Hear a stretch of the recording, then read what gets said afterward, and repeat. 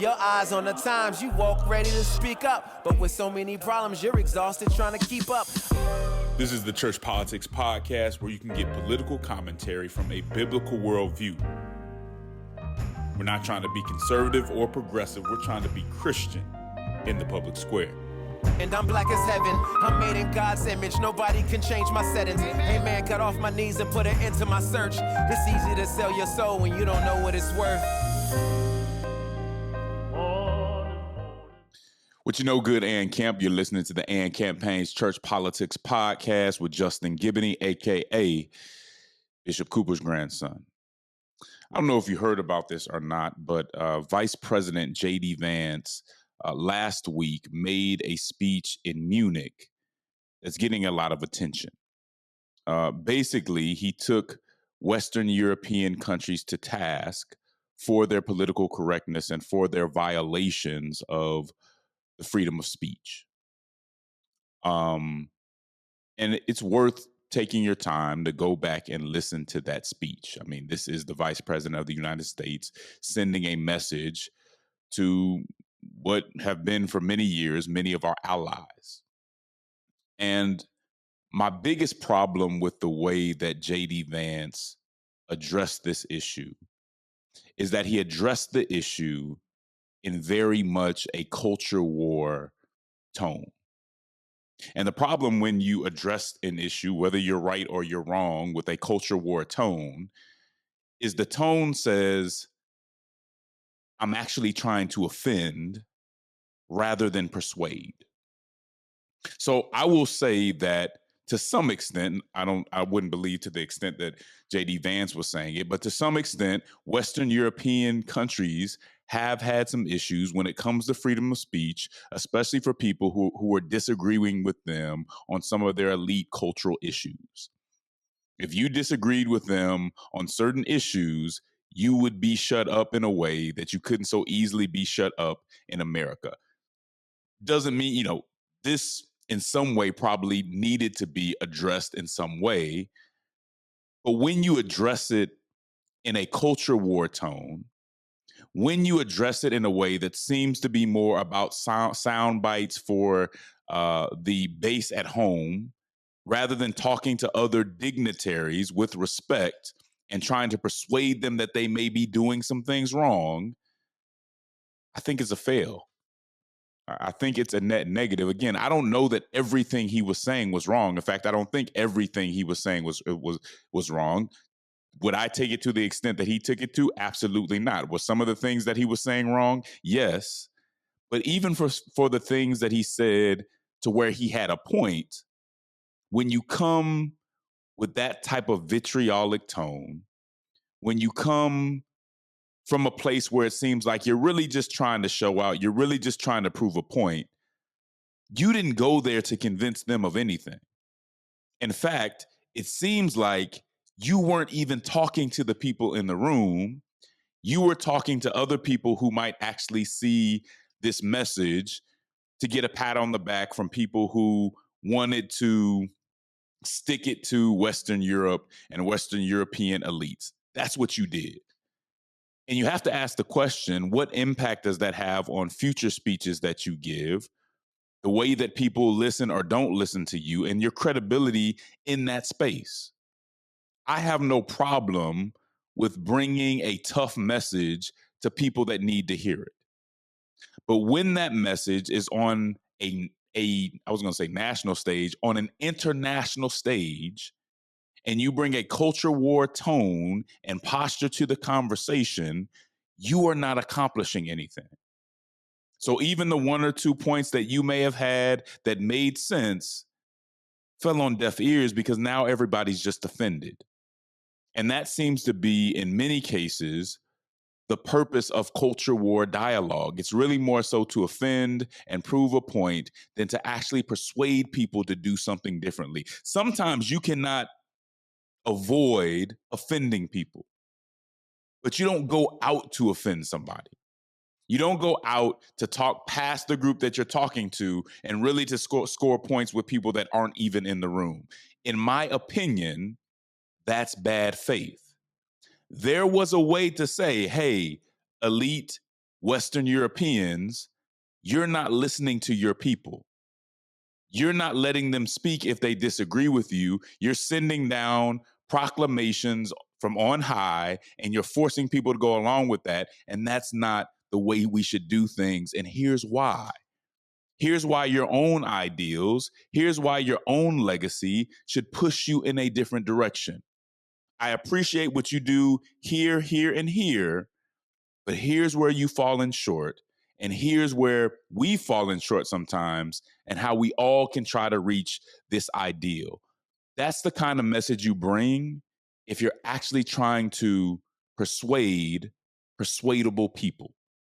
If you're actually trying to get something through to those who are listening in good faith, and you can assure that everybody in the audience is listening in good faith, that's how you communicate.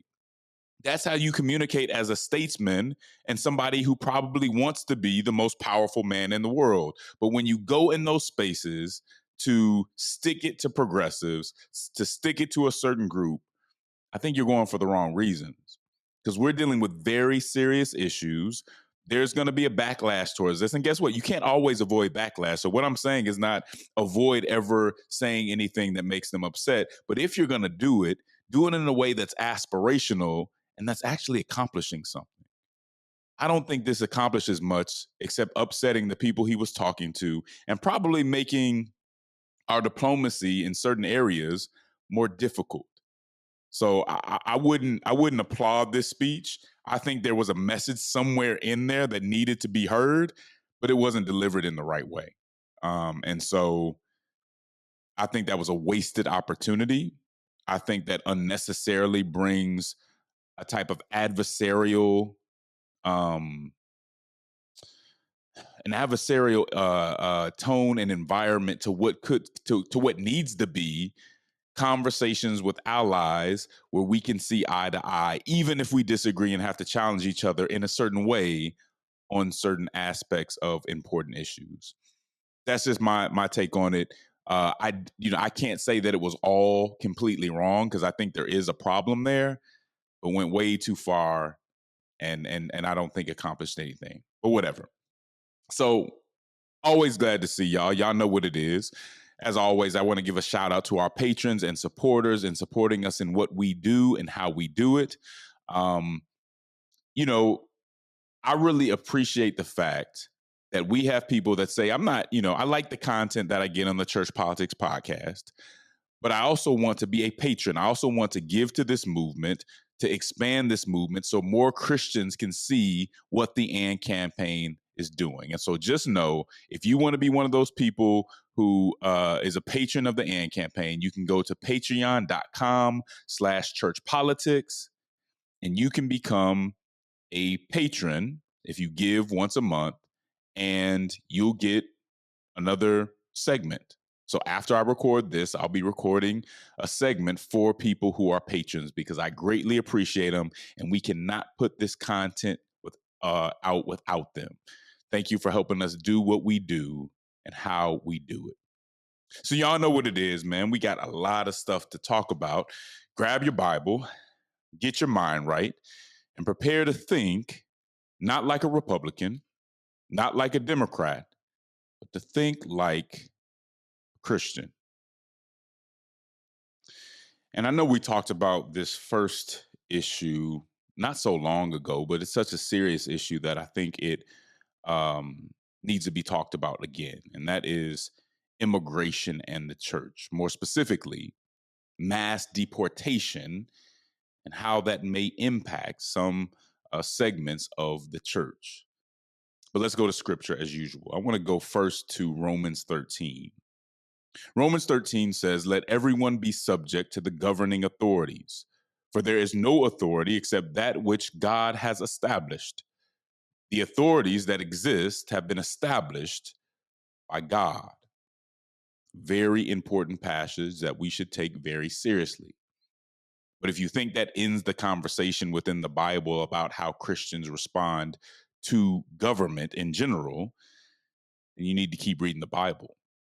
That's a major passage, but there are other passages there too that create sort of a tension with that. And we'll get into that a little bit.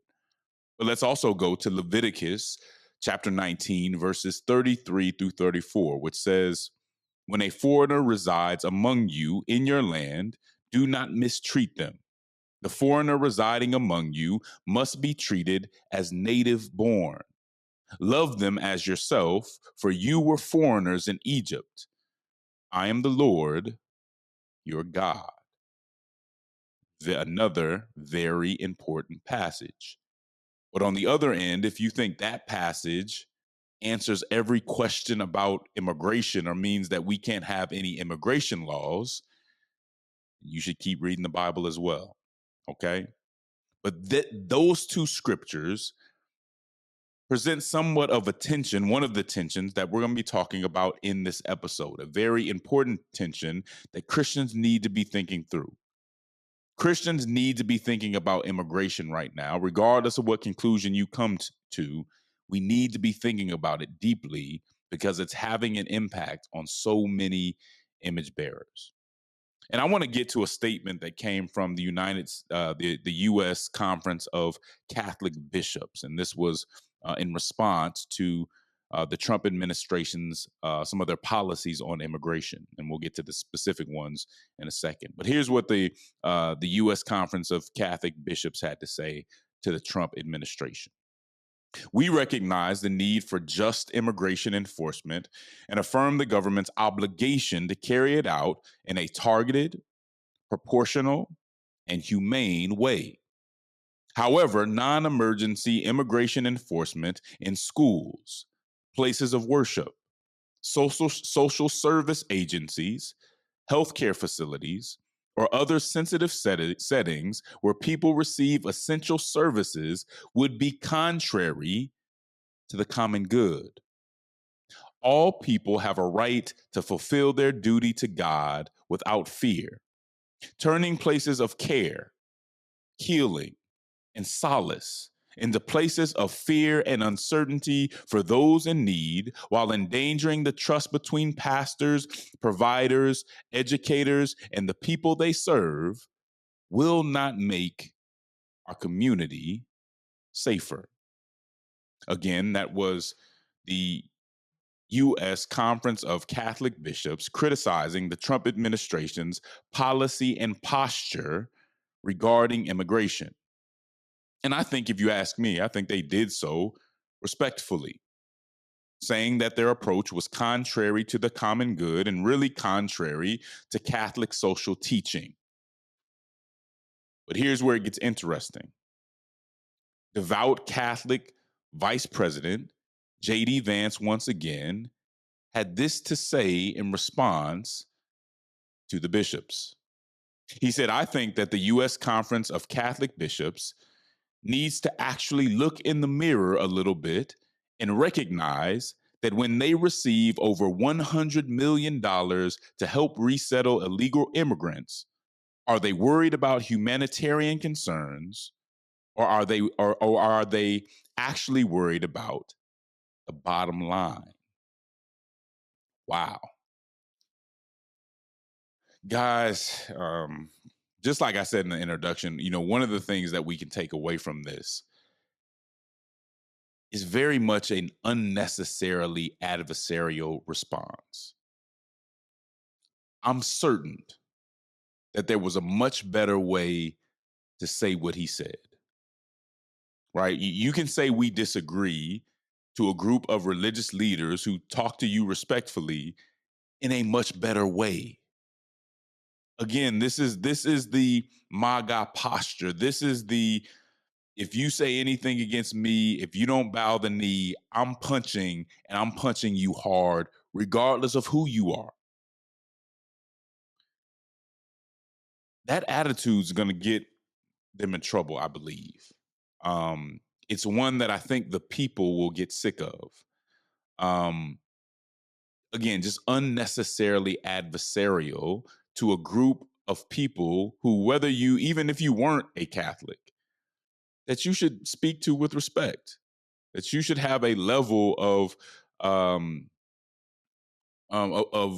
being able to observe that they hold positions and they represent a lot of people, and you should be able to have a dialogue, even if you disagree. I'm not saying he had to say that he agreed, but he could have done that in such a better way.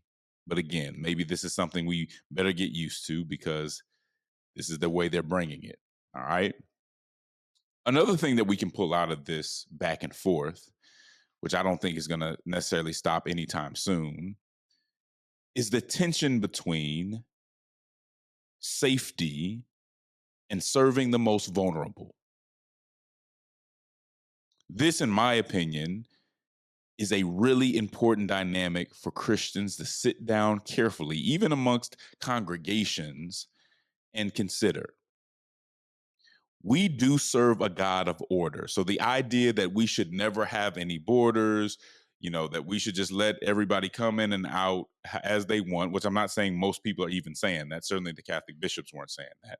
That can't happen, right? But we also serve a God of compassion. And so as Christians, as we search for that answer, we have to struggle within that tension. That's another tension that we're talking about, right? Now, just so you know, to give you a little bit of context to what the Catholic bishops were responding to, is they were responding to the United States Department of Homeland Security rescinding the Biden administration's guidelines for immigration enforcement actions in or near protected areas such as schools, hospitals, and churches. What I want you to understand is that for decades, these have been known as sensitive locations, as restricted areas. When it came to enforcement, you did not have to use the same enforcement techniques. You were not supposed to use the same enforcement techniques in schools, hospitals, and churches. But that has all been rescinded by the Trump administration. In fact, border czar Tom Homan said that DHS will conduct immigration enforcement actions across the country uninhibited by any prior administration's guidelines, and seemingly uninhibited by American ideals, norms, and concerns for the vulnerable. The DHS spokesman came out, doubling down, saying that criminals will no longer be able to hide in America's schools and churches to avoid arrest. In case you're not clear on the relationship between DHS and ICE, I'm gonna get into this for a second, but I want to provide a little more context. In case you're not clear on the relationship between those two, ICE is the investigative arm of DHS. They're over enforcement, detention, and removal. Okay? And in addition to rescinding the policy that created these protective places, we've seen almost 100 executive orders from the new administration as I've talked about, at a very quick pace. And the majority of these executive orders have had something to do with immigration. All right. So we've seen changes in protections for refugee status. We've seen the end of birthright citizenship and so on. These are very big changes that destabilize the situation of a lot of people in this country. Okay. Many churches and places of worship are worried. They're scared.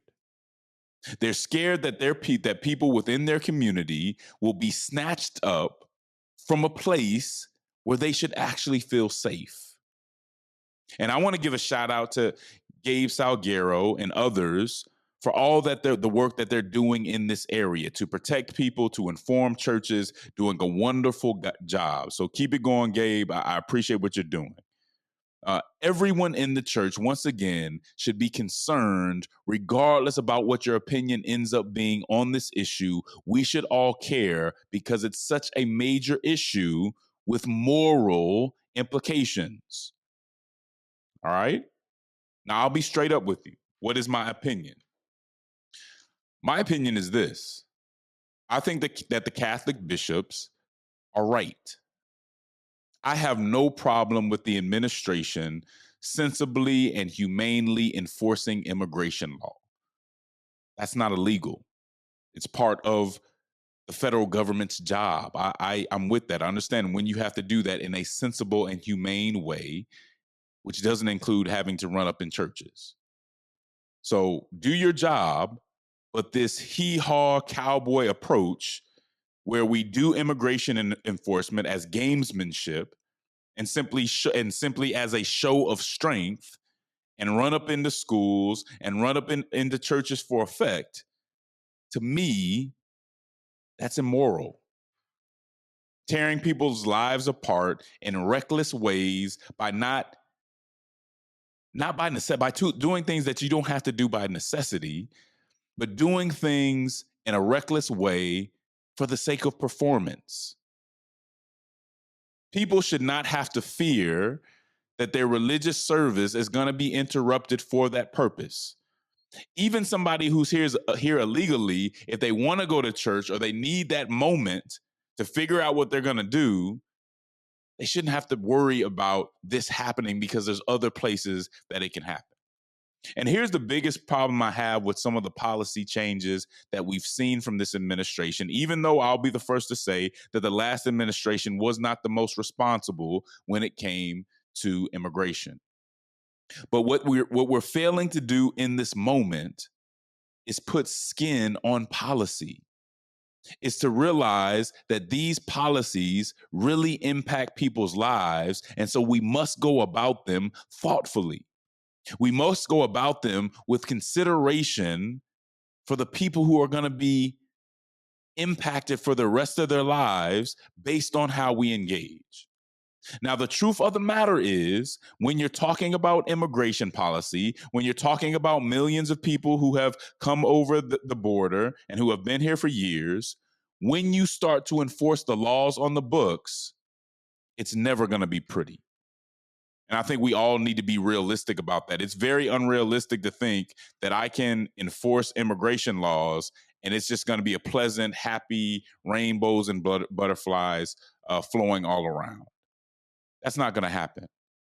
But that doesn't mean that we can't be more thoughtful, that we can't go out and even when we have to do our job, not do it for the sake of performance or some type of gamesmanship or just to prove a point.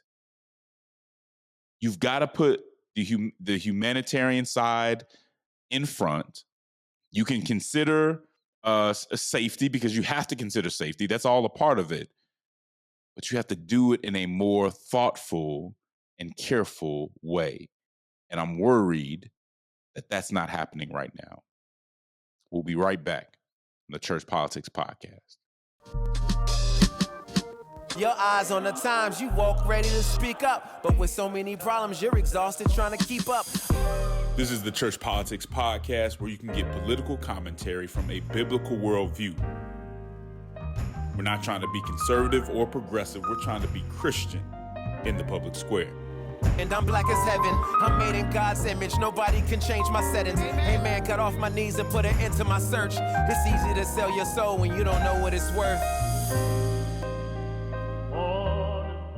And we are back on the Church Politics Podcast.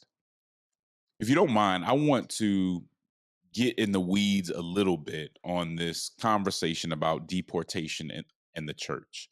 And then I want to talk a little bit about the religious liberty aspects of this conversation. But before I get into that, I'm an attorney, and so I want to give a very clear disclaimer.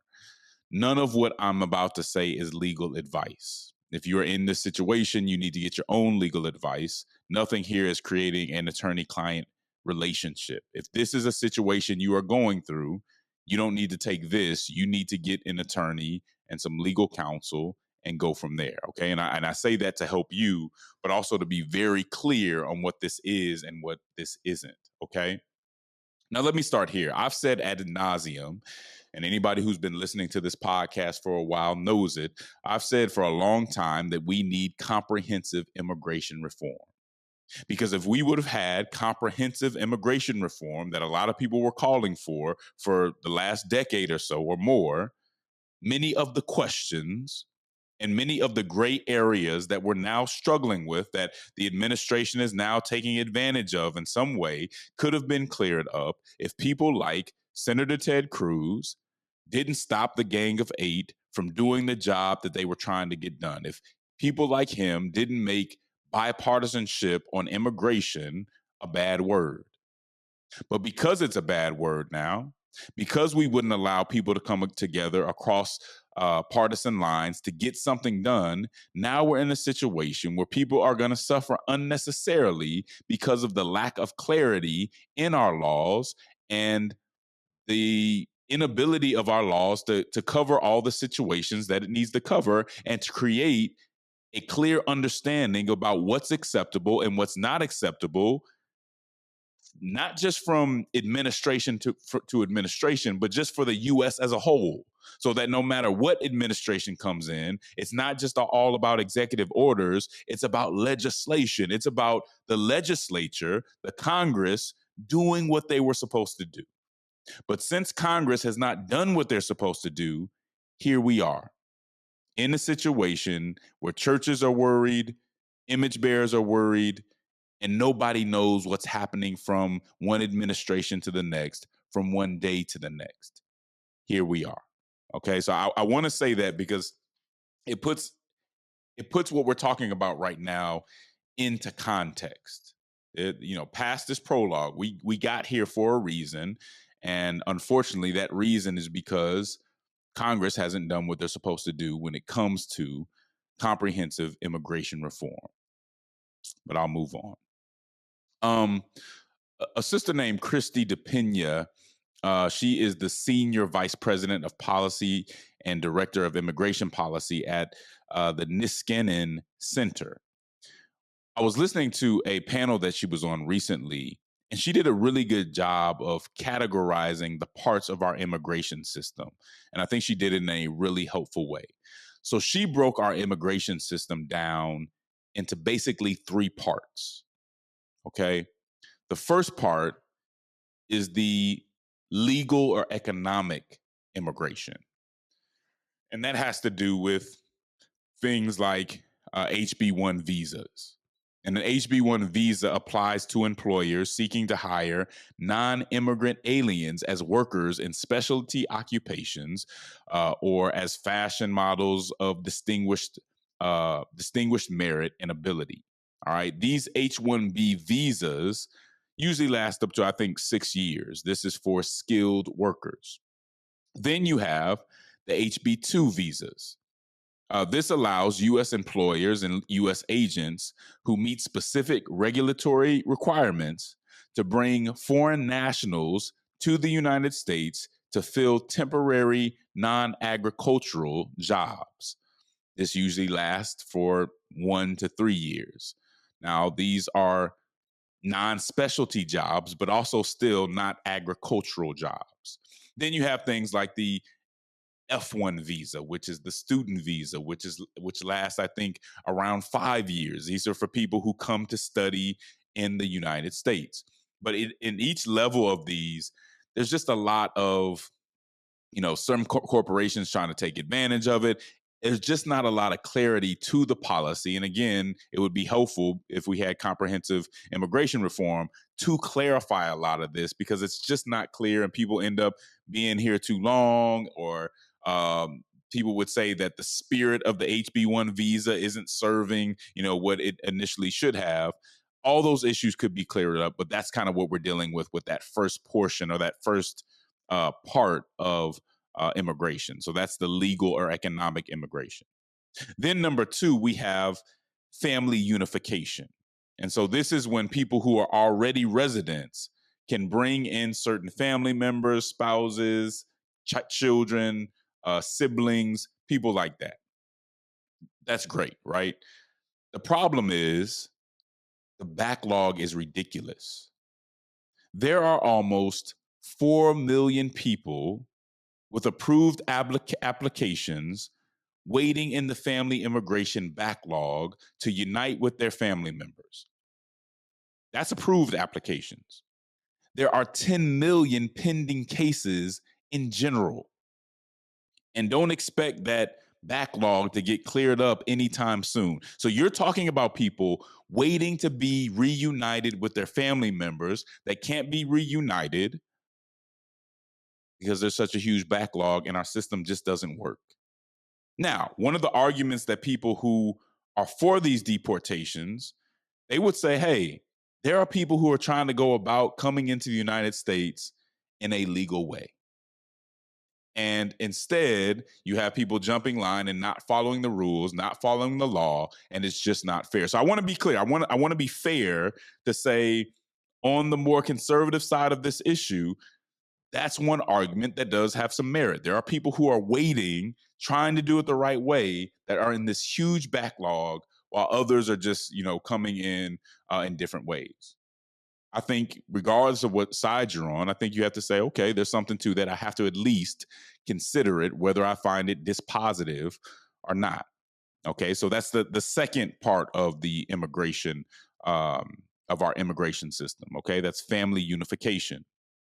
And then you have what she called the protection regime, right? This is about asylees, those seeking asylum, and refugees.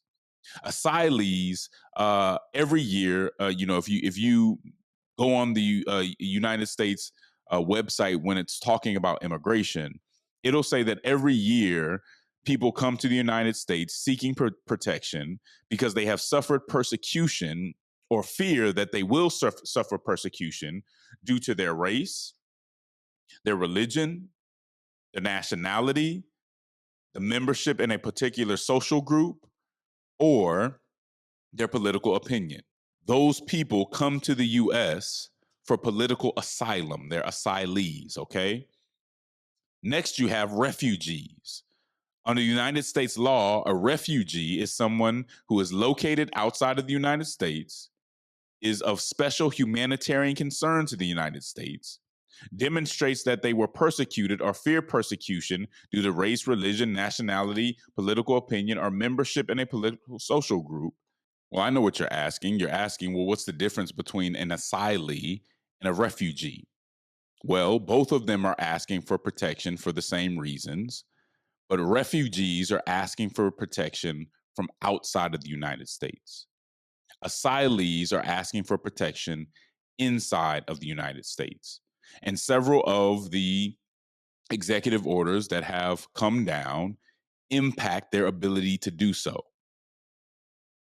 Right? A lot of people who would normally be seen as asylees or refugees will not have that opportunity because they don't have the same protections anymore based on the executive orders to do just that. Okay? So that's I just want you to understand the aspects, the parts of our immigration system. One more time, you have the legal or economic immigration, you have family unification, and you have the protection regime. And that was brought to you by Christy DePina, who I thought when I heard that and was watching the panel that she was on, did a really good job of explaining it and helped me to understand it. Okay.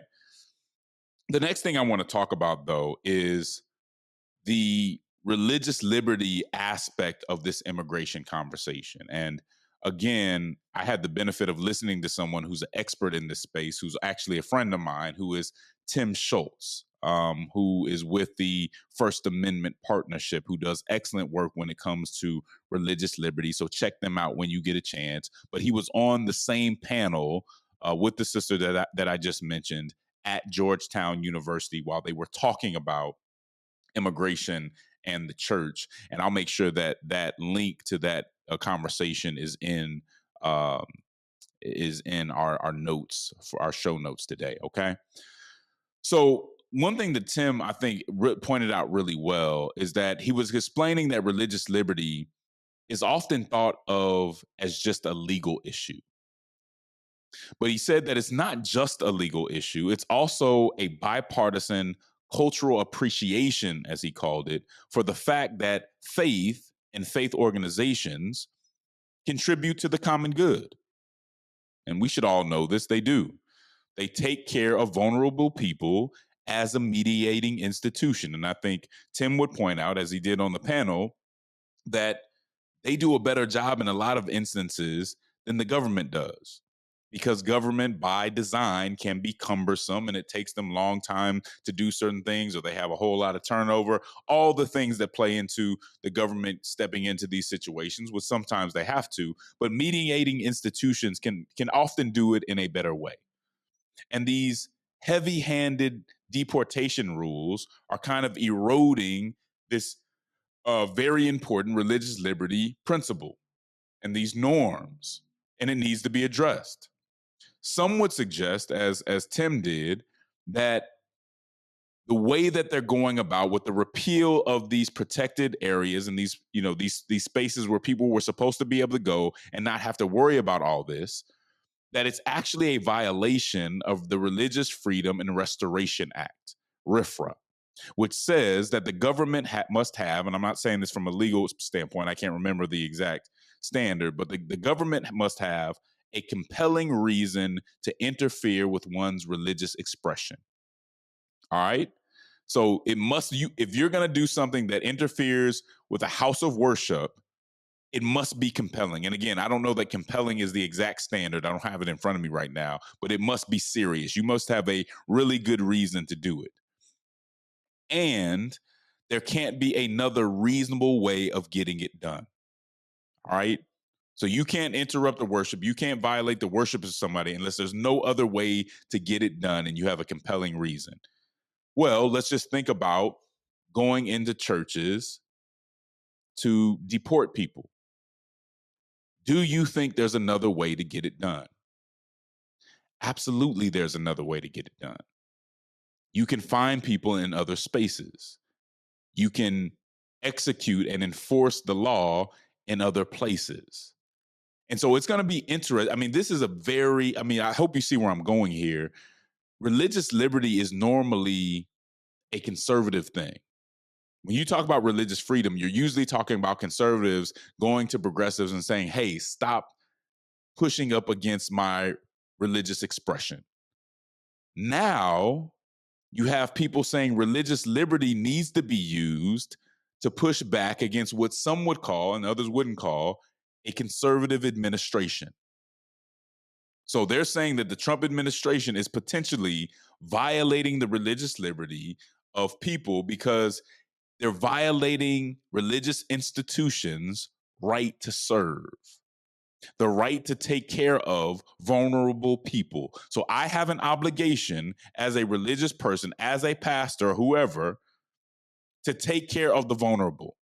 And when you come into my church and take them out of my churches, or you just impact it to where they don't even come to my churches, or you're violating the trust between me and them, you're violating my right to serve, to take care of the vulnerable. This is going to be a very interesting tension. And we here at the Church Politics Podcast are going to keep an eye on it, because I want to see what the U.S. Supreme Court would have to say, I don't know if they've ruled in any more cases than cases that have been dealing with religious freedom. Those are some of the primary cases they've been looking at. How do you take this conversation when religious freedom and immigration come into conflict? How are they going to deal with that? But let me end with this on this immigration conversation. I think we all should take some time to pray for those families, whether you agree with them or not, who are fearing that they will be torn apart based on this mass deportation. We need to pray for our leaders to make sure that they make sound, careful decisions. And pray for the churches who are trying to decide what to do, where to stand, and trying to figure out that tension between following government and also serving the vulnerable. I'll be right back on the Church Politics Podcast. Your eyes on the times, you walk ready to speak up. But with so many problems, you're exhausted trying to keep up. This is the Church Politics Podcast, where you can get political commentary from a biblical worldview. We're not trying to be conservative or progressive. We're trying to be Christian in the public square. And I'm black as heaven. I'm made in God's image. Nobody can change my settings. Amen. Got off my knees and put an end to my search. It's easy to sell your soul when you don't know what it's worth. I am back on the Church Politics Podcast. This next conversation almost seems beneath the podcast, but I think because people within the church has stepped in and it deals with positions that the church has taken before, that we might as well deal with it. Some of you may have heard that Elon Musk has had his 13th child. Can't remember how many have been out of wedlock, perhaps all of them, but this one was certainly out of wedlock. And he had the child with conservative influencer Ashley St. Clair. Now, as you can imagine, the left jumped all over this, and they looked at especially Christian evangelicals and said, hey, I thought you guys were against this type of sexual activity, sex before marriage, sex outside of marriage, but yet you support Trump and you support Elon Musk and you support this conservative influencer who had herself made comments about this type of activity, when you would, otherwise have brought somebody else down for it. Where are your morals right now? And so this has become a back and forth conversation. And I want to give a shout out to some conservatives, because I think there are some conservatives who stepped out and said, no, this is wrong. This should not be happening. I'm not going to support it. Then there were others who came out and said, well, at least they didn't have an abortion. The child has value. They did the right thing. And they kind of praised her, because apparently Elon hasn't, I don't know if he's claimed the child or not, but she's having trouble getting him to claim the child, or at least getting him to have communication about the child, which is terrible. And so, people were kind of like, well, at least they did the right thing, even though they made a mistake. Let's have grace for their mistake. And I'm all about having grace for a mistake. But I think what this brings out is the real need for consistency among Christians when it comes to issues like this. When stuff like this happens to a progressive or to a Democrat, in times past, evangelicals would jump all over it. And they would say that this person is not worthy to be in public office, not worthy to be a leader, not worthy to be leading the American people in any way, because moral character matters. And I think it does matter. The problem is they haven't maintained that stance, especially when it comes to Trump and others around him, when it benefited them. And so now people look at Christians and we look very hypocritical because we don't maintain the same standard. Me personally, I do think character matters. I don't necessarily have an expectation, which is kind of sad. I don't necessarily have an expectation that elected officials won't do things like this. And so while I would like to have somebody who had the utmost moral character, I personally don't necessarily make them ineligible for office because they've done something like this.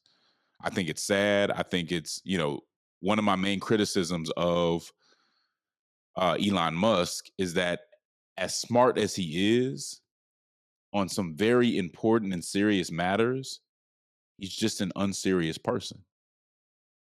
He just doesn't take things seriously enough. And to just be having children in this way and not communicate with the mothers and all this other stuff, it's just really sad.